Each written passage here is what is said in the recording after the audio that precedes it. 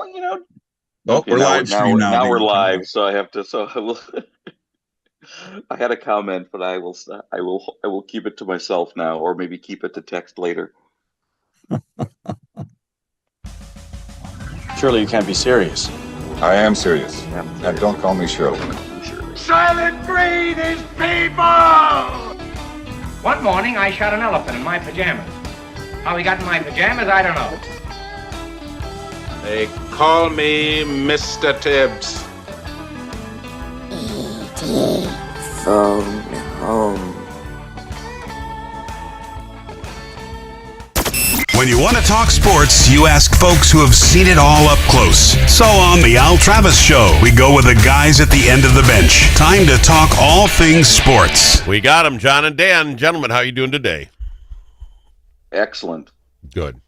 Yeah, Couldn't be better. waving his- Vikings victory makes for a good Monday. It always does, and not just a victory, but a slam dunk victory. From about 5 minutes into that first quarter, it was like, oh, it's all over. You could just enjoy the day. I think, Dan, you said it last week. JJ just had to be serviceable. Didn't have to go cray-cray.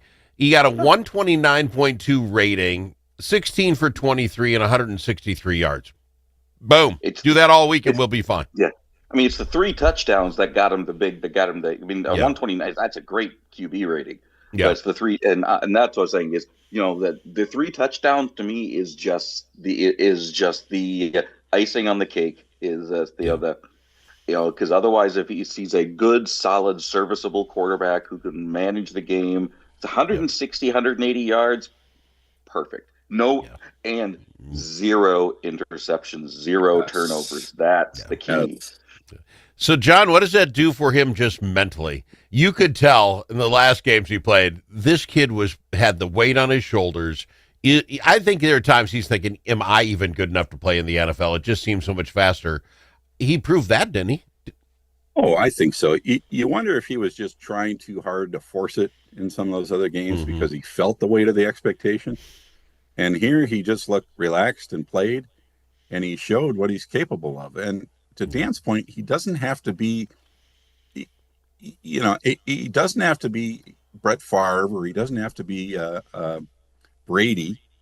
He just has to be serviceable and efficient and let the defense take care of their end. He's got that great receiving core, like I mentioned on the last show. You just trust those guys. Yeah, they dropped some balls early in the year. We know that. But there's still a great core of receivers. Use it. And his passes he threw were just absolute dimes. Well, let's just throw this out if we're going to try to be honest with everybody. You have a guy like Justin Jefferson, the other JJ. Last week was 2 catches for 4 yards. This week, 2 catches for 11. We may or may not be dialing this up well enough to take advantage of what's supposed to be the greatest receiver of our lifetime. How do you turn that around? Now, we were pushing the run. I get it, but isn't that you push the run so the pass opens up? Dan, what am I missing? The Jefferson has 15 yards in the last 2 weeks. Right. Yeah. Now, this week, I could potentially attribute some to the decoy perspective, but I'm willing to give a little bit of benefit of the doubt. But come on, how many? I didn't check how many targets he had. I saw the 2 catches. I got it here. Last week, but it's no, it doesn't tell me how many times he was targeted. No, targets, 4 times. Yeah. He was targeted 4 times. Yeah, what a quarter.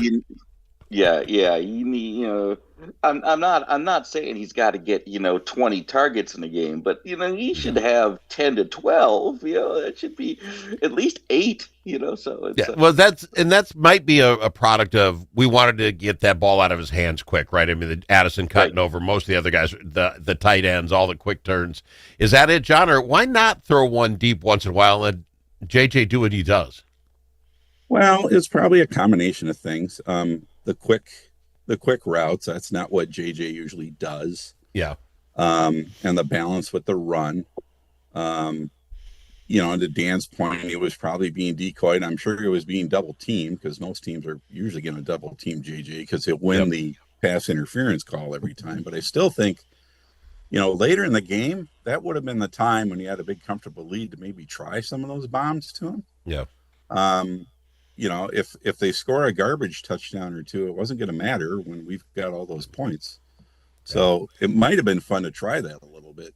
But I have no problem with playing conservative for McCarthy and letting him walk away. 151 yards for McCarthy, 161 yards, 63 yards, 162 rushing. I mean, you don't get much more 50-50 than that. Yeah. So there's a lot of good stuff. What happened to the defense? I mean, I know Washington isn't a great squad, but 3 turnovers, we haven't been able to do that all year long, and all of a sudden they just popped it. Everybody was, Smith gets one, Van Ginkel gets one. I mean, how much fun was it? Yeah. What turned that on? It was nice seeing the Gink back, and you kind of missed him, or you wonder what had happened in those other games. I don't know that would have been enough to win if he got a turnover in those games, but that guy is capable of getting one every game. Yeah. And he elevates the level of that defense. You can see how much he was missed. Yeah. Is that a product, Dan, of a duo, Daniels and Mariota, their 2 quarterbacks, each rating 35 in the QB rating point? Well, we can't laugh. Our 2 guys last week were the same spot, Right. Good. Yeah. The last 2 games for the Vikings, they were right. Again, remember, spiking it on every snap is a 39. That's what see, I love our stats guy when he pulls that stuff off. I think that is just crazy, but it is what it is. And all right, So big win for us. Does that do anything for you as far as, do we now become Minnesota-like and say, all right, we got 4 more wins behind us. Don't worry about it. We're going to get there. So you're telling me there's a chance. Very Minnesota of you. Is that where we're going? What do we think? No, I don't know. It means you can cut. That means you can make your way to a adequate season. At least compared. Obviously far short of expectations. So it's a failure of a season. But you can still come out of it and say, hey, we showed grit. We got things together. They have an opportunity. Because I would say, is it completely unrealistic to find 3 wins in these final 4 games? After you saw that caliber team yesterday, heaven's sakes, no. But right. No. We're looking at the Cowboys, who are a decent team. That'll be on the 14th. That'll be on Monday night? No. What's 14th? Well, Cowboys are pretty equal. I'd say it's a pretty straight up. And New York's not necessarily a great squad, so you got those 2. 2 wins, yeah. Yeah, and then it's Lions in the pack. John, does it save jobs? Was that enough? I mean, I was the one talking about it. Who's got to lose their job when you're as bad as we were? Is it, the general managers, the coach? Are we done with that thought now because we won this game so handily? Well, 1 game does not a season make, right? So it probably staves off the conversations for another week or 2. But they'd have to win at least 3 of the last 4, I think, to save people's jobs. Let's just say they split those. They go 2 out of the 4. That gets you to a 7-10 season. 7-10. Yeah. From a 14-3 to a 7-10. Do we still call for heads? You know what? I really don't want to. I think McCarthy showed us he can be a better quarterback. Give him some time. He's got what it takes. So I don't think that was necessarily a bad call. Thank God for him. But you can't make that big a move back with the money we spent. I don't think the Wolves will take it. You can't, and there would probably be a fall guy. It would be a question of who. I think Wes is probably good, Wes Phillips. We talked about the defensive coordinator. Is he going to stay, or is somebody going to come try and poach him? There's always a slew of guys that get fired at the end of the year, and they'll be knocking on the door to interview Flores. That to me is a little scarier than whether we lose somebody else because they're a fall guy. Fair enough. Dan, your thoughts? I've been reading more about the rumors being that Flores is not being considered. A head coach by a lot of these teams, but weird things can happen. But my guess is it's probably that there will be some heads that roll, but it won't be names that we're like really familiar with. It'll be like an assistant, like a scouting, like some poor schmo who basically brings water into the group when they're having their coaches meeting. You got to go, John. Somebody's got to lose it for the team. and they'll ask them, give them a name, and we'll go. I got to go to break. When we come back, Dan, you mentioned you heard something before we went on the air about the Minnesota Twins and ownership. We'll talk about that. We'll talk the Wolves after this with the guys at the end of the bench. When the stakes are high at the Minnesota Capitol, you need more than a lobbyist. You need a partner. At Momentum Advocacy, we bring nearly 90 years of combined experience in government relations, public affairs, and strategic communications. From nonprofits to national corporations, we help organizations navigate Minnesota's political landscape with integrity, insight, and results. Whether you need legislative champions or headlines, Momentum Advocacy delivers. For more, visit momentum-advocacy.com. Momentum Advocacy, your friends at the Capitol. Chanhassen Dinner Theater's gift cards make perfect holiday gifts because everyone loves the gift of live entertainment used for any current or upcoming show, incredible concerts, Stevie Ray's Comedy Cabaret, or main stage musicals like White Christmas or the upcoming high-rolling Broadway hit, Guys and Dolls. Chanhassen Dinner Theater's gift cards are available in any amount, never expire, and are always the right size and color. Easy too. Order by phone or online at chanhassendt.com. Chanhassen Dinner Theaters, always entertaining you.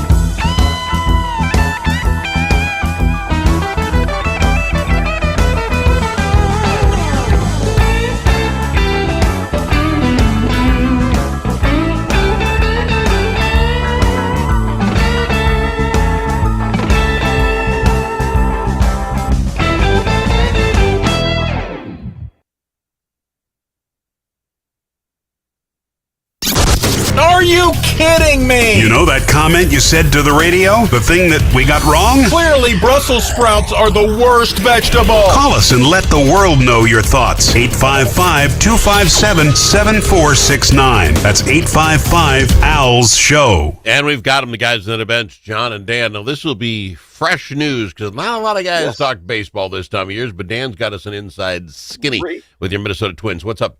You heard it here almost exclusively on the Al Travis Show. What did you hear? Charlie Walters yesterday found out that one of the Twins' new partners is a local business called Varde Partners. That's a Swedish for value is their name, but they Side note, little something to learn. Okay. They are a. I had to actually learn about this. I didn't know the business. They are a credit investment company. So they're not like a traditional venture capitalist. They're more akin to a mortgage lender, but for businesses, but for the various assets a business has. So, but the assets tend to be more like accounts receivables, and it's not like the business itself, but or the future value. So, but I think what's telling is that they're not saying it's an owner of the company. It's not like a person or a group within the company. It's the company, which to me says they're not a long-term investor. They are not a long-term. They don't. You know that they help. You know what they specialize in is distressed assets. And there's nothing more distressed than the Minnesota Twins right now. See, this one scares me. I worked at a radio station 100 years ago. That's exactly right. This radio station was going to be sold, and all of a sudden they didn't replace light bulbs. They didn't replace the paper in the AP machine. They had to use the backside because they were making the books look as good as possible to get it out of there. That's a scary thought right there, Dan, if that's where they're going with that. Ouch. So it could be. Yeah, I don't know if that's the direction that they're planning to go. They almost never actually provide ownership interest in a business. So this, if it is truly an ownership interest, this is extremely rare for this particular company. Yeah. So, all right, we'll keep an eye on it. Thanks for that, Dan. Hey, what do you guys think of Jeff Kent getting into the Hall of Fame, but Bonds and Clemens still not? Does that bother either one of you guys? Baseball guys? No. To me, they're two completely separate discussions, and we can have the discussion around whether Bonds and Clemens deserve it. That's a different issue. I think that's a different issue. But Jeff Kent, I think, is definitely a Hall of Famer. I think he's a reasonable Hall of Famer. I'm not disappointed. I mean, he was a great player, and especially with the way the standards are now. It's not that they're low standards, but they are a little bit less than they once were. But you want him in, John, or is that okay by you? It's okay by me. I would probably put Shoeless Joe Jackson and Pete Rose on my to be considered list ahead of Bonds and Clemens at this point. All right. All right, that's fair enough. But that's a different discussion. All right. I don't want to run out of time. We've got to be positive because I'm generally negative on my Wolves, but the Wolves have now got a 5-game winning streak going on. Give them credit. Now, not necessarily the greatest competition they've been playing, but they're beating the teams when they have to beat the teams. So you win 5. You start at 6th position. You win 5 in a row in this league, and you're still in 6th position. This Western Conference, I mean, the other team doing better, of course, Oklahoma with 15 straight wins. You're not going to probably catch them. But everybody else is set. We're 7-3 in our last 10. So is Denver. So is Houston. So is San Antonio. And Los Angeles is 8-2. We're not making ground up with a 5-game winning streak. You okay with that, John? I mean, you got to do what you got to do. But, man, tough league. It is a tough league, but they're hanging in there, and that's what they got to do. I mean, for right now, that's fine. It's still early. Okay, it's the second week of December. Plenty of time. Yeah. If they maintain that pace, you can't worry about the teams in front of you. You just got to take care of yourself. Yeah. But we do have a little tougher climate coming. You still with us, Dan? I notice your camera's off. What do you think of the Timberwolves? You're an analyst guy. When you win 5 in a row and you don't gain any ground on anybody, that sucks. Well, they did. They didn't move up in the rankings, but they did. They are a little bit closer to.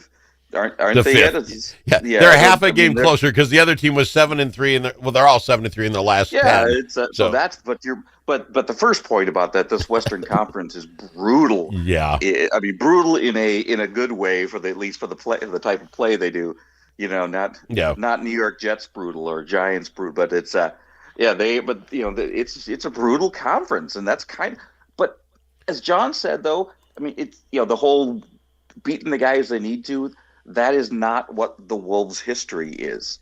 Yeah. So at least in recent years, as they've been playing well, they're still often playing down to the lesser opponents, and I'm not seeing that. I mean, and obviously they just barely beat the Pelicans, but still, they have coming up the Phoenix Suns, who are the next team. They're in 7th, and Golden State Warriors are 8th. Those are two teams that are literally just a game and a half behind us. I mean, we're probably well matched, if you will, but you can't fall asleep on that because this is where you start screwing up. What are your thoughts on Phoenix? It's on Peacock. I don't even know if that means we can watch it or not. I got to find out what channels I got on my special deal. We have the Suns. The Suns coming up tonight. Your thoughts on the game? Should we win or lose it? We should win that, I think. Is it home or is it at Phoenix? Do you know? It's at Phoenix. It's Phoenix. No, it's here. It's home. I'm sorry. It's here at home. It is here. At home. Okay. I thought we should win that one. Yeah. All right. I expect. The guys are. There's a lot of good spread among the guys of scoring. So if they keep that up, let's keep the win streak going. All right, fair enough. You're with that too, Dan. I'm going to run out of time. I'm with that too. Yeah, I'm with that too. Absolutely. I don't think Phoenix is as good as they are playing. Gentlemen, appreciate it. We'll get you guys back in here on Friday. Fair enough? All right. I got them. John and Dan. Guys to the end of the bench. See ya.